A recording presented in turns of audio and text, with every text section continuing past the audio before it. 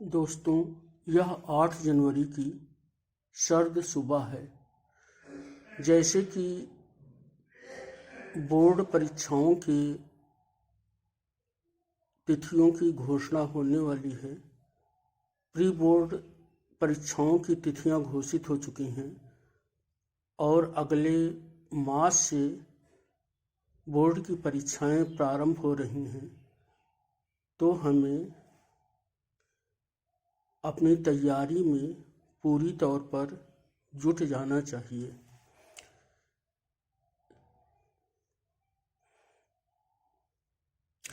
इस सर्द सुबह में हमें ठंडक की परवाह न करते हुए अपनी पढ़ाई में तत्पर होना चाहिए। और इसी क्रम में मैं आपको 2022 में यानी पिछले वर्ष आए हुए सिंटैक्स के प्रश्न करवा रहा हूँ। सिंटैक्स का ज्ञान किसी भी भाषा को सीखने के लिए अनिवार्य होता है। तो आएं और इन प्रश्नों को देखें। पहले आप इन प्रश्नों को स्वयं करेंगे, उसके बाद मैं इनका सल्यूशन हल दूंगा। तो ये प्रश्न न केवल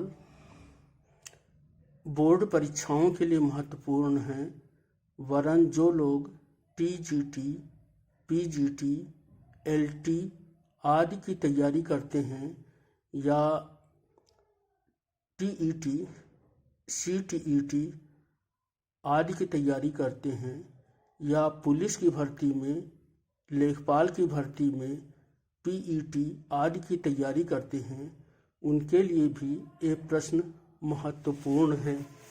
तो इन प्रश्नों को आप कमेंट बॉक्स में हल करेंगे और उसके पश्चात मैं इनको गंभीरता से समझाऊंगा, इनके हल मैं दूंगा।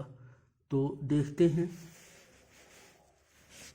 2022 का पहला प्रश्न है, 5 sheep are grazing. 5 sheep are grazing. अब आप तो जानते हैं कि जो शीप होता है इसका सिंगुलर भी शीप होता है और प्लूरल भी शीप होता है। जैसे डियर का प्लूरल डियर से नहीं होता है। दूसरा प्रश्न देखें, his spectacles is new. Spectacles यानी चश्मा। तो चश्मा के 2 भाग होते हैं, जैसे ट्राउजर्स के 2 भाग होते हैं। और आप जानते हैं कि स्पेक्टेकल्स, ट्राउजर्स ये सिंगुलर में कभी भी प्रयुक्त नहीं होते हैं। तीसरा देखें, he could not secure passing marks. इसमें एक छोटी सी गलती है, आप इसे ढूंढिए और समझिए। ही could not secure passing marks. Marks सही है, मार्क्स का अर्थ होता है अंक। चौथा प्रश्न देखें और बहुत ही महत्वपूर्ण प्रश्न है। एक कंडीशनल सेंटेंसेज होते हैं, तो कंडीशनल सेंटेंसेज का प्रश्न है, if he will come I shall teach him. If he will come, यदि वह आएगा, आई शैल टीच हिम। तो इसमें ब्लंडर है। आप जानते हैं कि डबल फ्यूचर्स 2 भविष्यों वाले सेंटेंसेस नहीं बनते हैं, तो आप इनकी कोशिश करें। पांचवा, आई am tired in doing this. Preposition की गलती है और प्रीपोजिशन गलती वाले 1-2 प्रश्न जरूर आते हैं। I am tired in, tired थका हुआ। छठा, delay is preferable than dishonour. Technical या टिपिकल क्वेश्चन है, इस टाइप के प्रश्न जरूर आते हैं। प्रेफरेबल पर ध्यान दीजिए। प्रेफरेबल जिसको ज़्यादा महत्व दिया जा रहा हो, ज़्यादा वरीयता दी जा रही हो। Prefer, preferable. तो क्या प्रेफर और प्रेफरेबल बाद देन आता है? एक बहुत ही इंटरेस्टिंग क्वेश्चन है। एक रुचिकर प्रश्न है। कुछ जगह पर तुलना में के लिए देन का प्रयोग नहीं होता है। सोचिए। 7वां देखिए, the man disappeared after he has committed a murder. तो जो पास्ट परफेक्ट टेंस होते हैं, फ्यूचर परफेक्ट टेंस होते हैं, उनमें 2 क्लॉजेज होते हैं, लेकिन ये प्रश्न उन क्लॉजेज से संबंधित नहीं है। The man disappeared after he has committed a murder. The man disappeared यानी आदमी क्या है, गायब हो गया, चला गया। After he has committed a murder, तो he has committed a murder, has committed present perfect tense, तो कुछ अजीब सा लग रहा होगा। और ये बड़ा आसान सा कॉमन नॉलेज वाला क्वेश्चन है, ध्यान से इसे देखें। 8वां, being a rainy day we did not go out. Synthesis से संबंधित एक क्वेश्चन है। Being a rainy day we did not go out. अब इसमें प्रेजेंट पार्टिसिपल या परफेक्ट पार्टिसिपल आदि का यूज उपयोग वाला नहीं है, थोड़ा सा कारण और प्रभाव वाला क्वेश्चन है। Being a rainy day we did not go out, nominative absolute का प्रयोग होता है। 9th देखें, please knock on the door before you enter the house. Please knock on the door, तो नॉक ऑन द डोर ये भी preposition वाला question है, बहुत आसान है। 10वां, I am too happy to see you. देखिए, इसमें कोई ग्रामेटिकल मिस्टेक नहीं है, कोई व्याकरण संबंधी अशुद्धि नहीं है, लेकिन अर्थ संबंधी अशुद्धि है। यदि कोई आपका दोस्त है तो उसको देखकर आप इतना ये नहीं कह सकते हो कि मैं इतना खुश हूँ जितना नहीं होना चाहिए। तो ये जो है ये अर्थ संबंधी अशुद्धि देता है। तो 10वां देखें। 11वां, हिज हेयर्स आर ब्लैक, यानी उसके बाल काले हैं। तो सोचें, क्या हेयर्स का प्रयोग प्लूरल में होता है? और हेयर्स का यदि वैज्ञानिक तथ्यों को छोड़ दें तो क्या हेयर्स शब्द का उपयोग होता है? 12वां देखिए, mathematic is a good tough subject. तो मैथमेटिक बोला जाता है, फिजिक्स बोला जाता है, फिजिक्स क्या बोला जाता है, या सिविक्स कहते हैं वो राजनीति विज्ञान को, शास्त्र को, क्या सिविक बोला जाता है? तो सिविक का अर्थ तो दूसरा हो जाएगा, सिविक्स, फिजिक्स, इकोनॉमिक्स। इकोनॉमिक माने होता है बचत वाला, तो इकोनॉमिक नहीं कहते, इकोनॉमिक्स कहते हैं। इकोनॉमिक्स, सिविक्स, फिजिक्स, तो वैसा ही है। और इकोनॉमिक्स का उपयोग क्योंकि वो एक विषय है तो हमेशा सिंगुलर में होता है। Economics is an important subject. तो economics is an important subject. Economics को आर नहीं बोलेंगे क्योंकि इकोनॉमिक्स क्या है, इकोनॉमिक्स एक विषय है। तो इन शब्दों को, इन वाक्यों को आप देखें, इनको बनाने की कोशिश करें और उसके बाद मैं इनके सॉल्यूशंस आपको प्रस्तुत कर रहा हूँ, देखें।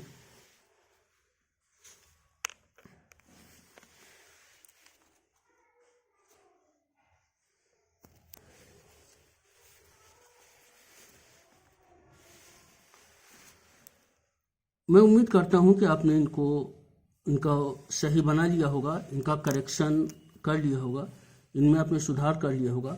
5 शीप्स आर ग्रेजिंग, 5 भेड़ें चर रही हैं। ग्रेज मीन्स चरना, तो 5 शीप्स नहीं होगा, 5 शीप होगा। शीप्स का प्रयोग नहीं होता है, शीप का प्लूरल भी शीप होता है। 5 शीप आर ग्रेजिंग, आर लगेगा, 5 शीप आर ग्रेजिंग। पहला का करेक्शन है 5 शीप आर ग्रेजिंग। दूसरा, his spectacles is new.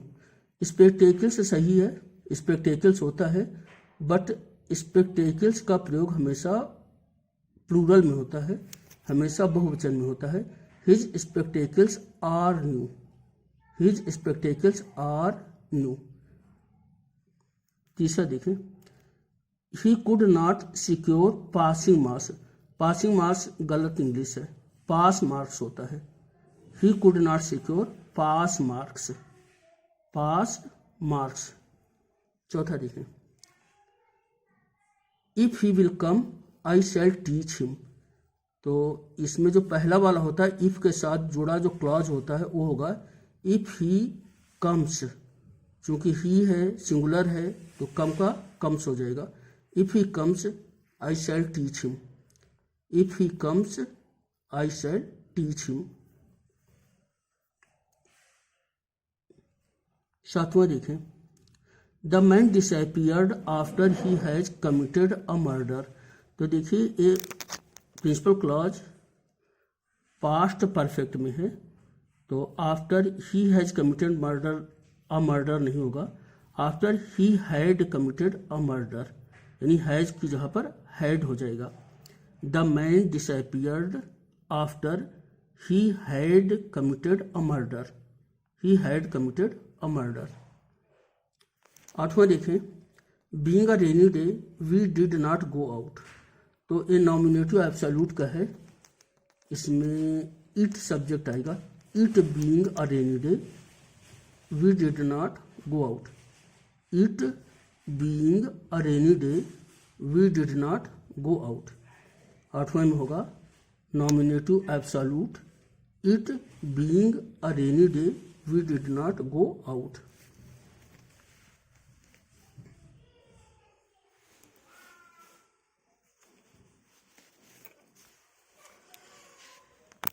Ninth देखते हैं, please knock on the door. तो नॉक के साथ एट लगता है, please knock at the door, please knock at the door before you enter the house. 10वां देखें, I am too happy to see you. तो इसका अर्थ होता है मैं आपको देखकर इतना खुश हूं जितना नहीं होना चाहिए। तो इसका होगा I am very happy, too happy जहाँ पर होगा very happy, I am very happy to see you.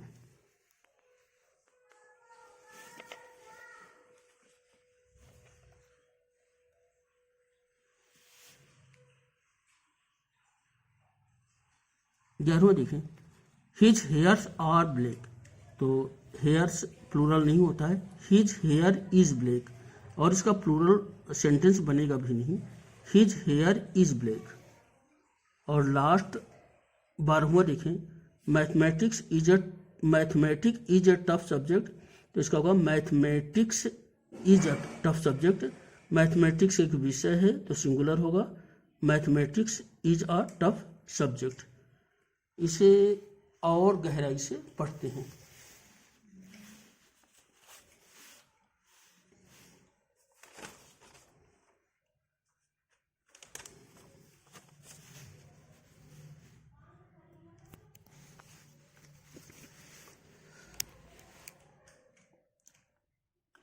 पहले में डियर है, हिरन, शीप, भेड़, फिश, मछली, इनका प्लूरल भी डियर, शीप, फिश ही होता है। यानी डियर, शीप और फिश का प्लूरल भी डियर, शीप, फिश ही होता है। शीप का प्लूरल शीप ही होता है, शीप का प्लूरल शीप ही होता है। सेकंड देखें, दो भाग या हिस्से पार्ट्स वाली चीजें सदैव प्लूरल होती हैं, जैसे सीजर्स कैंची, स्पेक्टेकल्स ऐनक, ट्राउजर्स। इनके जो प्रयोग होते हैं वे सदैव प्लूरल में होते हैं, यानी स्पेक्टेकल्स आर होगा, स्पेक्टेकल्स इज नहीं होगा, ट्राउजर्स आर होगा, ट्राउजर्स इज नहीं होगा, सीजर्स आर होगा, सीजर्स इज नहीं होगा। तीसरा है, इसमें देखें पासिंग मार्क्स की जगह पर पास मार्क्स होगा। चौथा कंडीशनल सेंटेंस है, आई हैव, फॉर्म इसका होता है if plus present tense plus future tense. Form होगा if plus present tense plus future tense. यदि वह आएगा तो मैं उसे पढ़ाऊंगा। तो यदि वह आएगा का होगा इफ प्लस प्रेजेंट टेंस यानी इफ ही कम्स। यदि वह आएगा इफ ही कम्स। तो मैं उसे पढ़ाऊंगा में तो के लिए कॉमा लगेगा। तो के लिए किसी शब्द का उपयोग इंग्लिश में नहीं होगा। तो कामा मैं उसे पढ़ाऊंगा ये फ्यूचर में बनेगा, फ्यूचर इंडेफिनिट में बनेगा। आई शैल टीच हिम। आप जानते हैं आई वी के साथ शैल लगता है। तो फिर से इसे देख लें। यदि वो आएगा ये प्रेजेंट इंडेफिनिट बनेगा इफ ही कम्स। मैं उसे पढ़ाऊंगा आई शैल टीच हिम।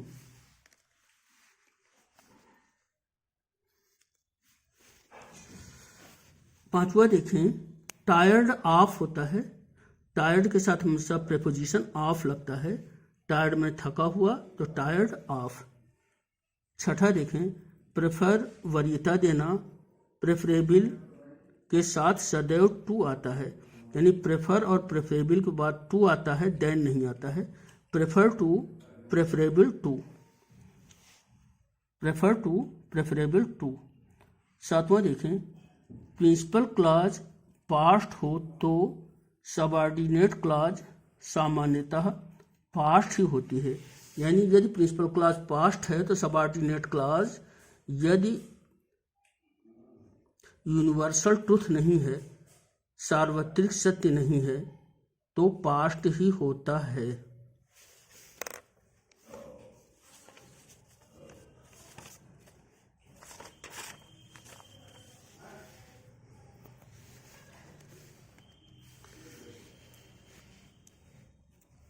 आठवां नॉमिनेटिव एब्सोल्यूट को देखें और इसकी तुलना सिंथेसिस के पार्टिसिपल्स के उपयोग से करें।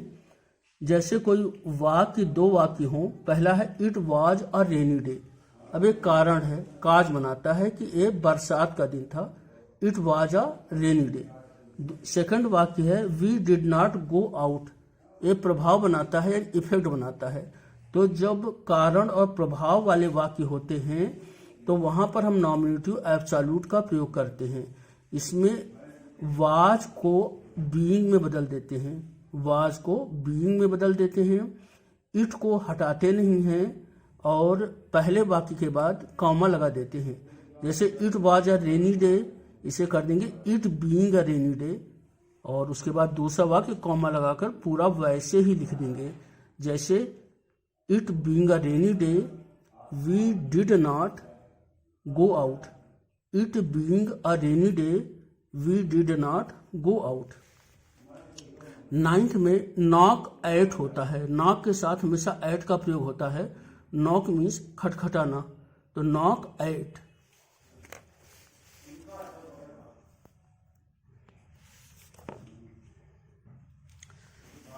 दसवां देखें, जैसा कहा था मैंने, इसमें ग्रामेटिकल मिस्टेक नहीं है। टू हैप्पी यानी happy beyond the proper limit. Too happy, happy beyond the proper limit. इतना खुश होना जितना नहीं होना चाहिए। 11वां देखें, हेयर का प्लूरल हेयर्स नहीं हो सकता है। कुछ वैज्ञानिक तथ्यों में को छोड़ दें तो हेयर हमेशा सिंगुलर रहता है और इसका प्रयोग भी सिंगुलर ही होता है। यानी हेयर इज होगा, हेयर आर कभी नहीं होता है। मैथमेटिक गलत है, मैथमेटिक्स सही है, used as a singular. Hairs गलत है, हेयर सही है, यूज्ड एज अ सिंगुलर। अब एक अच्छा सा वाक्य है, गुड थॉट है, अल्बर्ट आइंस्टाइन का है। मोर द नॉलेज, जितना ज़्यादा ज्ञान होगा। मोर द नॉलेज, जितना ज़्यादा ज्ञान होगा। लेसर द ईगो, उतना कम अहंकार होगा। लेसर द ईगो, उतना कम अहंकार होगा। लेसर द नॉलेज, जितना कम ज्ञान होगा। लेसर द नॉलेज, जितना कम ज्ञान होगा। मोर द ईगो, उतना ज़्यादा अहंकार होगा। यानी नॉलेज और ईगो ये इनवर्सली प्रोपोर्शनल होते हैं। एक दूसरे के ज्ञान और अहंकार व्युत्क्रमानुपाती होते हैं। थैंक यू, धन्यवाद। आपने इतने ध्यान से सुना। आपका दिन शुभ हो।